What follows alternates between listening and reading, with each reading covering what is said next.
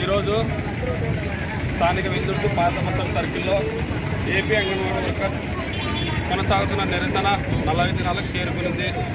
వారికి మద్దతుగా తెలపడానికి ఏఐటీసీ అనుబంధ సంఘాలైన చిన్న వ్యాపారస్తుల సంఘం, భవన నిర్మాణ సంఘం, ఆటో వర్కర్ సంఘం, మిగతా సంఘాలంతా కలిసి ఇవాళ పాత మొత్తం సర్కిల్లో రాష్ట్రంతా నిర్ణయించాయి. వీరి వెంబడ అన్ని సంఘాలు ఉండి పోరాడతాం. వాళ్ళు సరైన పనికి సరైన వేతనమే అడుగుతున్నారు, అంతకుమించి ఏమీ ఎక్కువ అడగడం లేదు. కానీ 40 దినాలైనా కూడా ప్రభుత్వానికి చీమ కుట్టినట్టు కూడా కనిపించడం లేదు. ఉన్న పరిస్థితుల్లో రోడ్లకే కాదు ఆమరణ దీక్ష కూడా చేస్తున్నారు, అయినా కూడా కనకరం లేదు. రాబోయే కాలంలో మిగతా పార్టీలను కలుపుకొని పెద్ద ఎత్తున ధర్నా చేయాలని నిర్ణయించాయి.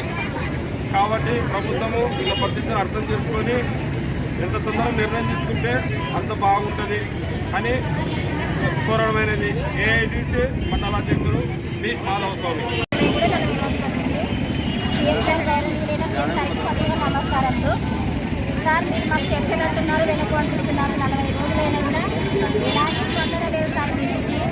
ఈరోజు 40వ రోజు అయినా అన్ని ఎన్ని పథకాలు ఉన్నాయో అన్ని పథకాలు వర్తించేసేటట్ట, మాకు కనీస వేతన 26,000 ఇచ్చేటట్ట ఏదో చెప్పేసేది సార్.